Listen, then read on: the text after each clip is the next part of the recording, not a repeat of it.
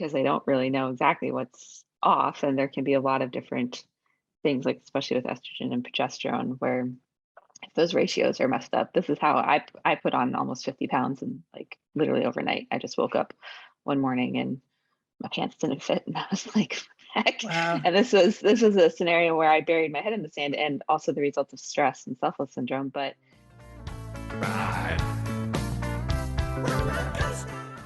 The last few days have been a little rough. As you can probably tell from my voice, I've been sick. But I also haven't been sleeping very well, even before I got sick. Honestly, I can't remember when was the last time that I slept for 8 hours and woke up feeling refreshed. I've had my hormone levels tested, and they came back, quote, normal. But I know something is off, and for me, I have to dig down and get to the bottom of things. Ultimately, I think that we all need to be our own health advocates and not rely 100% on our doctors. That's why I was so glad to be able to connect with today's guest, Dr. Alexandra Swenson-Ridley, a health and hormone expert for busy driven women. In this episode, we get to chat about the connection between stress, hormones, and gut health, how stress impacts us, and something that affects many women, selfless syndrome. We also chat about finding one thing that we can do each day to bring focus on what we really need. For me, journaling is key to tuning into and exploring my feelings. Now, I know it can be intimidating cracking open a journal and staring at those blank pages. That's why I created Your Journaling Journey. It's a guided journal packed full of tools and resources. It has journaling prompts to help you get started and blends in gratitude and affirmations. Your Journaling Journey is available on Amazon. Now buckle up. It's time for today's show. This is the Roller Coaster Podcast. We are here to help you be empowered and renew your sense of purpose as a midlife mom. This is your time to redefine and reclaim your power as a woman. Just because our kids are getting older doesn't mean that our lives still don't have crazy twists, turns, ups and downs. And that's not to mention what our hormones are doing. We're navigating helping our kids plan their next chapters while quietly wondering, what the heck does my next chapter look like? My name is Lucy Q, wife, mom, podcaster, and journaling mentor. This is a crazy time in your life, but you are not alone. So I'm inviting you to throw your head back, arms in the air, and come along with me for the ride. Life is like a roller coaster, baby, baby. I wanna ride. Roller coaster. Life is like. Welcome to the roller coaster, Dr. Alex. thank you so much. I'm super excited to be here. Today's conversation is so timely for me. And I know that our listeners also have a lot of questions about hormones and what's considered normal lab results, weight loss, stress, gut health. And we're also going to chat about something that you call selfless syndrome. But before we dive in, can you share a little bit about your own journey? Yeah. So, a lot of the work that I do today has really stemmed from my own experience. When I was in my early 30s, I found myself I left out going through a divorce. I was a single mom. I had a huge chiropractic practice that I had started when my son was 6 weeks old. And I just hit this point where I was exhausted. My hair was falling out. I would lose my voice at the end of every day. It was all I could do to maybe feed my kid before I just crashed on the couch. And on top of that, my wrist was torn in 6 places from my chiropractic career. And it was, I was in that place where I didn't see any light at the end of the tunnel. Like I didn't know how to get out. I had this huge business that I was responsible for. I had people's jobs that I was responsible for. I had a kid I was responsible for and myself. But I knew something had to change. And I had this moment. I'd actually just bought and remodeled a 6,000 square foot building for our practice because we'd grown so big. And, I walked up the stairs into this beautiful new office space that I had as my personal office. And I just looked around and was like, this is not my dream. And I actually sat down and cried.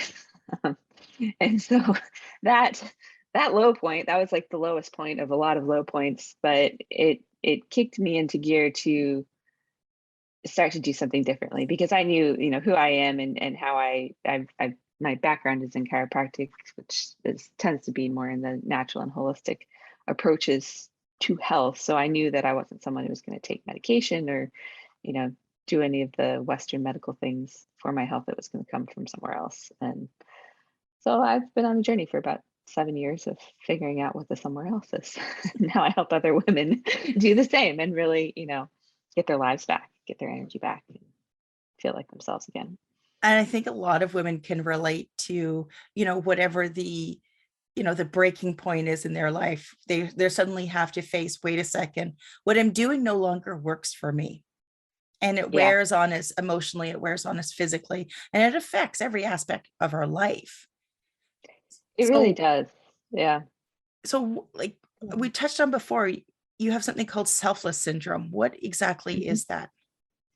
So I define that as, the innate drive that we have as women to take care of everyone and everything else except ourselves. And that's really what got me to where I was. I was big I was a service-based entrepreneur, service-based person, empathetic. And so it was like, oh, sure, I'll stay until, 6:30 at night to adjust your family because you can't get here before we close at 5, or I'll, no boundaries, no ability to say no, really. And we can talk about, I've kind of identified like 5 different categories of selfless syndrome in the recent months. But it's and I get this question from a lot of women, like, well, isn't being selfless a good thing? And yeah, sure, but if we have nothing left to give to anybody, what good are we to them? If we're so focused on everyone else that there's no time for us in our lives, then it becomes a problem, and it's what leads us to us having hormone problems and not being able to lose weight, and being exhausted, anxiety, depression. These are a lot of things that I see women struggling with. Yeah, I don't think there's a woman around in midlife that isn't dealing with one or more of those things. And they're all connected, aren't they? Whether you're talking about Mhm. hormones or weight loss, gut health, all of those things, they are all kind of dependent on the other, aren't they? They are, and they're all connected through, you know, stress. And this always sounds so simplistic, but and a lot of women, if you're someone who's listening to this and they're like, "Oh, I'm not really stressed," I invite you to reconsider. Like we we all have stress, and most of us just function with such a high level of it at this point that we don't even realize that we are stressed until other things start to happen. And but essentially, cortisol, which is the main stress hormone, will wreak havoc on every hormonal pathway in your body. It changes your gut flora.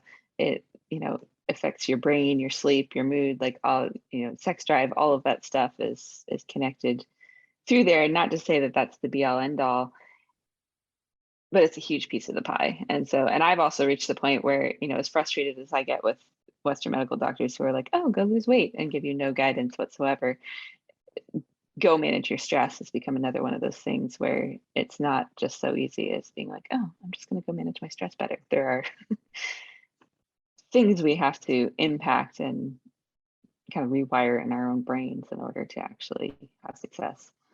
Yeah, I'm a firm believer that we actually have to take our own healthcare into our own hands. Certainly Mhm. here in Canada, our healthcare system is so depleted, especially after the last 2 years. We just don't have doctors. And if you do happen to get a doctor's appointment, it's a matter of minutes. And then you also Yeah. have to ask, well, how much time does that doctor have to focus on new information or learning exactly if you're dealing with a general practitioner, how much education does that doctor have when it comes to something about, something like women's hormones? And it's something that I've been having to deal with myself. I had to push my doctor to test my hormones, and their question was, well, why? You're not considered menopausal. Like, Yeah. well, hormones start going squiggly before then. You kind of have to start to deal with it. And then I got my blood results, and I actually requested to have copies of it, the actual lab reports. And again, I was questioned, well, why do you want that? Well, because I want to know for myself. And it was really funny because I looked at my results and I looked at what they considered to be normal. And then I went to the internet and I dug in a little bit deeper to sort of discover, okay, wait a second, they're not flagging me, but as a woman, in your body when something's just not right. I mean, for me, my major clue is right now, I don't think I've slept in 4 or 5 days. And it's like, Yep. there's something wrong there. But then your lab results are saying, no, you're normal. Can you share a little bit more about, what's considered normal when it comes to our lab results with our hormones versus what our bodies actually need? Yeah. So the first thing to realize with that is in Western medicine, like I'm in the United States, similar, like any kind of westernized country, I think is dealing with this. I have a podcast as well, and I've talked with people in Europe and other places, and like this is true across the board. Um, the normal limits within normal limits that lab ranges tend to use in that world is based on an average of those who take the test. So it has absolutely nothing to do with normal function. And so you're normal compared to like the rest of the population, but generally who's getting their blood work done are not people like you advocating for themselves. It's people who are sick, right? And so my rule of thumb is like if you have symptoms, something is wrong, something is off. I have found, Western medicine, they are just not equipped to handle women's hormones. Most of the doctors, like they don't really know much. If they do, I find so many women, especially I've worked with a lot of women in the perimenopause age range, which is, when your body's starting to change. So typically somewhere in your 40s, 50s, like your cycle's changing and you start to notice things. And in the Western world, we have so many more symptoms that come with that compared to anywhere else. And we can talk about why that is. But there's also this like complete lack of understanding in Western medicine where they just throw you without even testing half the time. They're just like, oh, have some hormones. Without telling you that, they're not looking at ratios. It's probably going to cause you to put on weight and have other kinds of symptoms and reactions because they don't really know exactly what's off. And there can be a lot of different things, like especially with estrogen and progesterone, where if those ratios are messed up, this is how I put on almost 50 pounds and like literally overnight. I just woke up one morning and my pants didn't fit and I was like, heck. Wow. And this was a scenario where I buried my head in the sand and also the result of stress and selfless syndrome. But I finally ran labs on myself and I'd gone estrogen dominant, which means that, estrogen in relationship to progesterone was way too high. And you are not going to lose weight in that scenario, no matter how much you work out or what you eat. Like you have to bring that back into balance first in order to actually get anywhere. And so I've since lost about 30 of those 50 pounds without killing myself in the gym or doing the things that we normally do, but largely through food and honestly learning how to manage my stress. Like I've been eating well since I was 20. I went gluten-free, dairy-free, and refined sugar-free when I was 20, and mostly have lived that way. It's been more the not managing stress well that is the bigger clue. And so, for anyone, and we don't have to focus on weight, but like if you're not sleeping, your hormones are going to be jacked up. Your hormones are jacked up, which is why you're not sleeping. And so it's this catch-22 where we have to figure out what's the thing that we interrupt and deal with first. Like what's the thing that's going to move the needle the most for you. Does that make sense? Yeah. I mean, are there, for anyone listening that, they have a particular situation? I mean, mine is to do is sleep. Is there Hmm. any steps that we can take, that we can walk ourselves and advocate for our own healthcare and, navigate what we need and where we need to focus? So are there easy ones? No, I use something, and this is something I can make available to listeners. Actually, I have a women's holistic health assessment is what I would call it. It needs a better name, but essentially it looks at the 7 main areas of life. So, it's checking perspective, nourishment, which has way more, it's more than just food, strength, connections, which is a spiritual and like person to person kind of thing, rest, how well you're able to attend, which is getting into brain fog and all that. And so I with women and kind of guiding them through their journey, we find the one that's the lowest.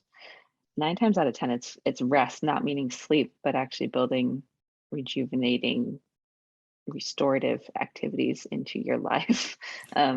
That's the one I find the most common because we don't make time for it, right? And even I, it tends to be mine as well. And I wear an Aura ring now. I don't know if you're familiar with that. I'm not like, I don't get No. anything from them. I just really love this thing because it gives me a score for the day and you can set different Okay. goals. And Okay. so like I have my goal set as like stress management. And so it'll measure things like restorative time, which is when your heart rate is low and your hands are warm during the day. And there's weeks where I get like 5 minutes for the whole week. And there's others where I do much, much, much better than that. But it's learning those little things. And so I know that that's my biggest source to having energy, my hormones being balanced, feeling good, because I know that that's my low point. It might be something else for someone else. It might be sleep. It might be, we need to impact a morning or a nighttime routine. But my point is everyone's a little different. And there are some tools that can help you navigate where do I start? Because when you try to just do it all, that's where we inevitably fail. We get overwhelmed and it's like, I can't handle one more thing. So I'm really big on slowing down to speed up and really dialing in like, what do you actually need right now? Not what everyone else says you should do, but what do you actually need in order to start making progress and feeling better moving forward? And it sounds like the first thing that we should all be looking at is stress, because certainly, Yes. I mean, as women, for the whole selfless syndrome that you touched on earlier, you know, we tend to go, go, go, go, go and not stop and think. So, Yeah. chances are stress is probably, one of the first things that we all need to take a moment and look at. What are some of the things that you recommend to help sort of bring our stress levels down? Yeah, so one of my favorite, I recently got certified in some heart math techniques, which are all based on breath work, but taking it a step further of getting out of your head and into your body. And most of us as busy women, we are go, go, go, go, go. And when you're dealing with something, you want to analyze it in your head and find an answer. A lot of times the answers are actually in our body. So heart math is you literally just, I can describe it really quick, but you focus on your heart. You can either put your hand over it or just bring your attention there, and you start to breathe a little more slowly and a little more deeply than normal, and you just give yourself that pause. I'm really bad about doing it for more than like a minute, but it makes a makes a huge difference. And if you can really build your time doing that up to 10 minutes even, it starts to bring your body into coherence. So this is where your brain and your heart are connected and not scattered. So when we're under stress, we have like varying heart rhythms and brainwave rhythms, and coherence is where they sync up. And so that is where we have more adaptability, resilience, and we're able to actually interrupt the stress response in our body. And that's 'Cause what Dr. Joe Dispenza talks about a lot, isn't it? That heart he brain does. connection. Yeah, yeah. And I've done quite a bit of training with him. I've done all the coursework except the dissertation and the PhD in integrative medicine, which I'm still like deciding what I want to do. But a lot of what I do now has been heavily influenced by neuroscience, which Dr. Joe talks a lot about, and then the Heart Math Institute has also really done a lot of work in just studying those two things. But Dr. Joe talks about it's called convergent and divergent focus, and this is something that if you can master, you can start to impact. Like we all stress. So first, stress is a perception. It doesn't make it not real. It doesn't mean it all lives in your head, but it is like we perceive something as stressful, and then our body automatically reacts to that. And so typically, that's we're going into fight or flight mode, where cortisol is increasing and our digestion shuts down, and we get very kind of one track minded, and so it's hard to like creativity can't live there, intuition doesn't live there. A lot of the things that we need to really tune into just can't exist there. And so as you start to tune back into your body, which is you can focus on what you feel inside and then move your focus to shifting outside. So like inside being in your heart, shift your focus outside. You can do it with the tip of your nose. That's another way I've enjoyed just kind of starting to train the brain. So you focus all your attention just right at the tip of your nose and feel the air coming in and out. Okay. Yeah, and all of this is just to interrupt the stress pattern because our primitive brain is like the tiger, the bear, I live in Alaska, so the bear's gonna eat me and I need to run. And so that is literally the response that our body's giving, like sitting in traffic and feeling stressed out about like where you need to be or being late. Like we don't have the capacity, our brain doesn't have the capacity to differentiate like true life-threatening situation and just our thoughts being ramping up our stress response. Does that make sense? Yeah. Oh, for sure. I mean, I Yeah. know, Yeah. when you're sitting in the car and you're stuck in traffic and you're just trying to get somewhere because you're going to be late, you get that same feeling in your body. Yeah. That, I Yeah. mean, your body doesn't know if it's traffic or if it's a bear. Yeah. It It has just no way knows to what it feels. differentiate. It's because we have an intellectual brain, like we can think about that it's different, but our body response is the same as if the bear's trying to eat us. And the difference is in our modern day world, it never shuts off. We are constantly having an input. Whereas, back in the day when it literally was a bear chase, or if a bear ever chased you and tried to eat you, like if you watch other animals after a stressful thing, they have a reset. They actually shake, like shake it off is actually a thing. It resets your autonomic nervous system. And then they like take a nap and have a meal. So they completely come out of that stress response. Whereas we are just constantly staying in it as humans because we're in such a fast-paced world. Yeah, that gas pedal is always on full tilt for us. It just, Yeah. unless you take the time. I mean, for myself, I meditate, but I can only meditate, or rather can meditate best if I'm listening to a repeating chant or something like that, Yeah. because your brain does get squirrely. It goes all over the place. Yeah. But even 10 minutes of, focused, you're listening to it, and I do breath work at the same time. And it happens at different points in the meditation, but all of a sudden you just feel like something let go in your body. And you just find that peace, and that sense of peace does follow with you for some time afterwards. It's not as Yeah. soon as you get up, it's not just off. Well, I That's, mean, I yeah. guess it is if you're all Depends on of the a sudden day. thrown into the stress, but yeah, Yeah. it definitely does. It does help you just feel more calm in yourself and as you go about your day. Yeah. And what we have to realize with that, because I started meditating at the beginning of this year, so we're in 2022, and it's always been one of those things that like sounded great, but I'm like, oh, I was just squirrely about sitting down to do it. And I really had, what shifted for me was looking at it as training my brain, because that really is what it's about. There's four brainwave states. So most of us live in beta, and the majority of us are high beta, which is where stress lives. And then we have alpha, which is a little slower than that, and that's really where creativity and intuition and that kind of stuff happens. And you can get there. Like most of you listening probably have some way that you've gotten there before. Like I'm a violinist. That's one of the ways that I've always kind of gotten to that place, that it was a nice stress reliever for me, was just to play music, because I shift my focus and have something else, or painting or drawing or like anything creative that you do. But then theta is the next, and that's like right before we fall asleep. And then delta is when we're in deep sleep. And so the idea with meditation or deep breathing or heart math or tuning into your creative side, or whatever method you want to use, is that it helps us shift through those states, because most of us don't really have a, and if you're having trouble with sleep, this is actually helpful as well, because you have to move down from from beta to alpha to theta, and then eventually you go into delta. And so if your brain's not making that shift, there can be hormonal imbalances as well, yes, and neurotransmitter stuff, but a lot of it comes with training your brain. Like we would, go to the gym, we have to train our brain to move So through those how states. does stress affect something like our gut health?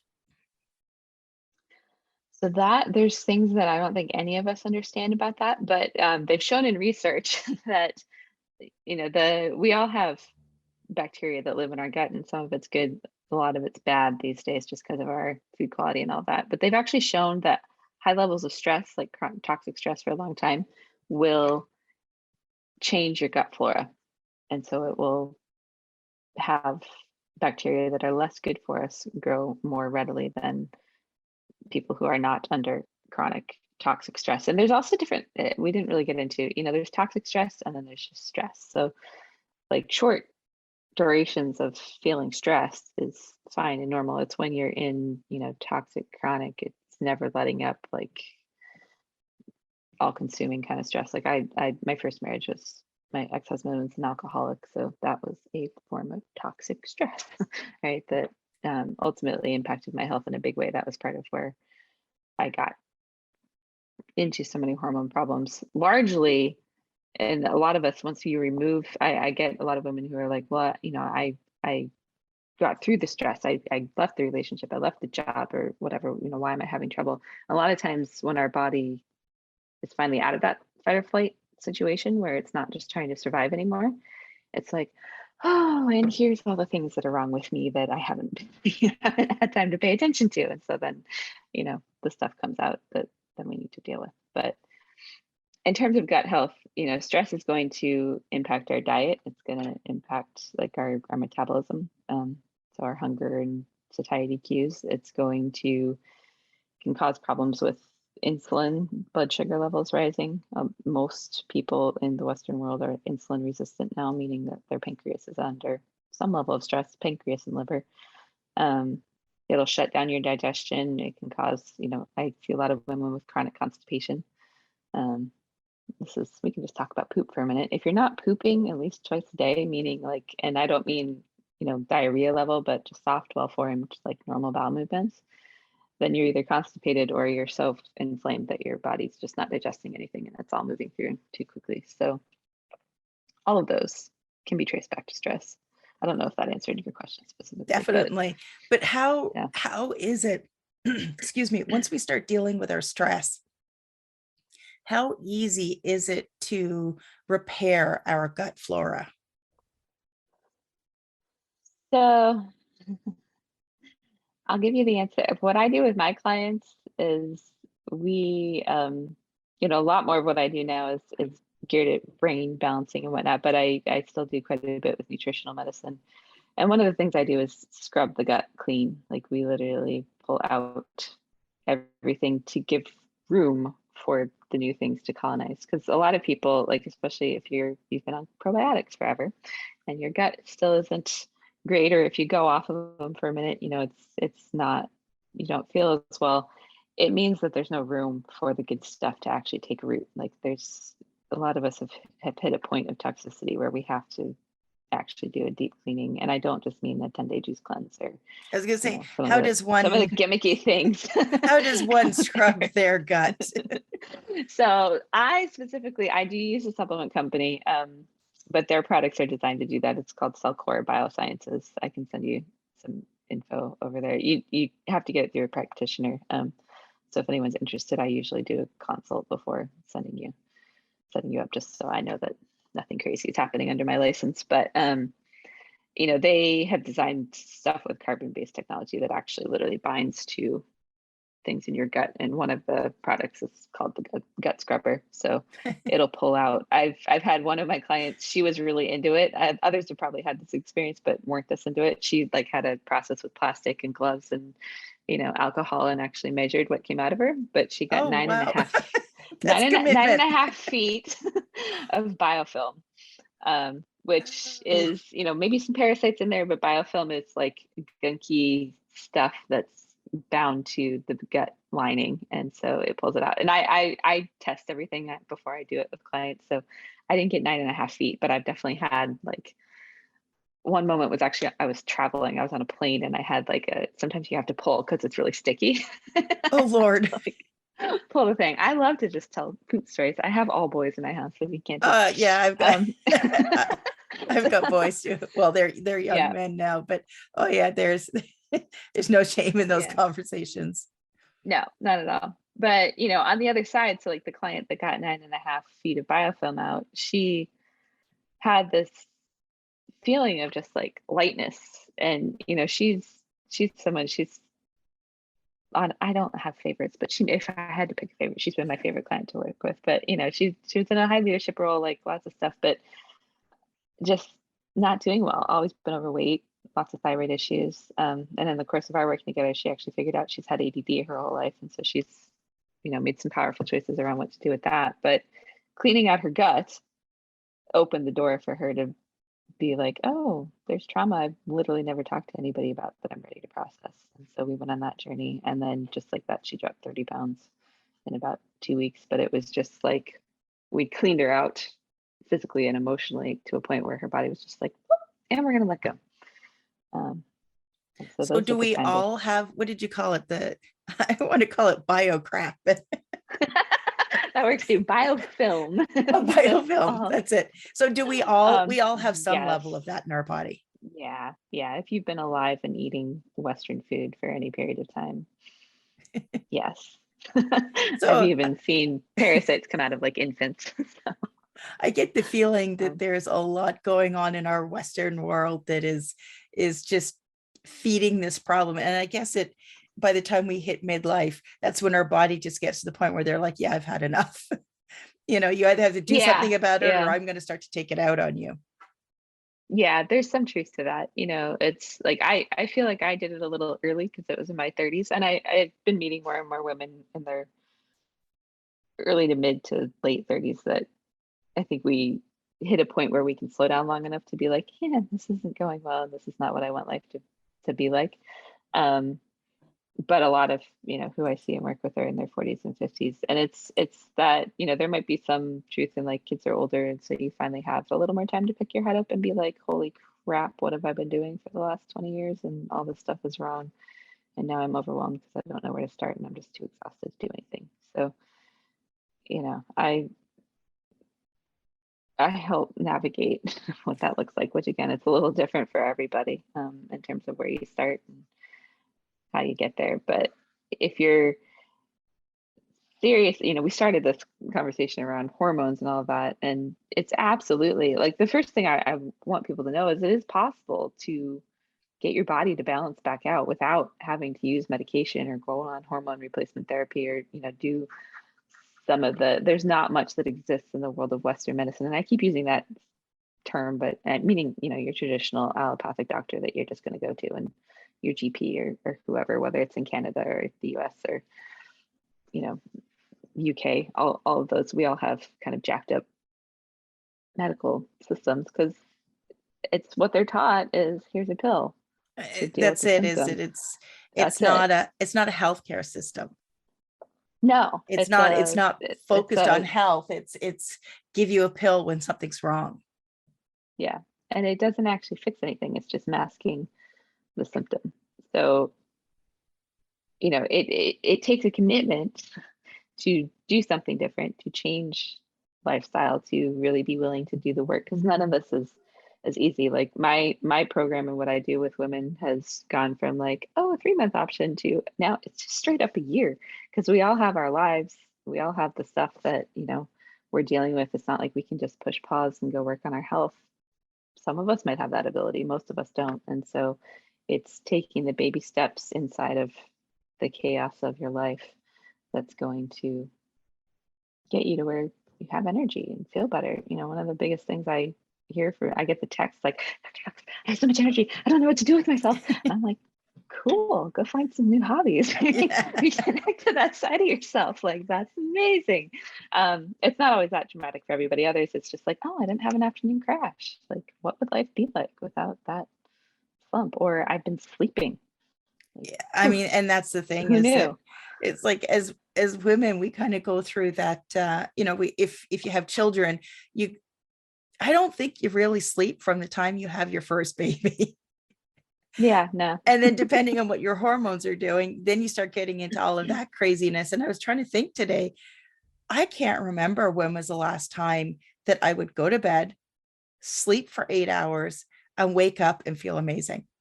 I cannot remember when was the last time I did that. So I obviously have a lot of work to do in just restoring and balancing everything.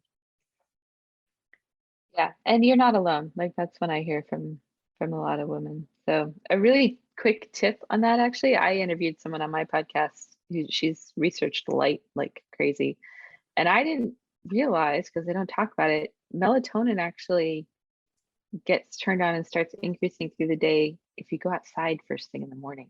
It rises through the whole day, and then that's what helps you go to bed at night and like know when it's time to sleep. And I don't know what part of Canada you're in. In Alaska, like we have completely jacked up daylight Yeah, you hours do. for the entire year. It's like most of the time it's too light for too long, but then we get the dark period too.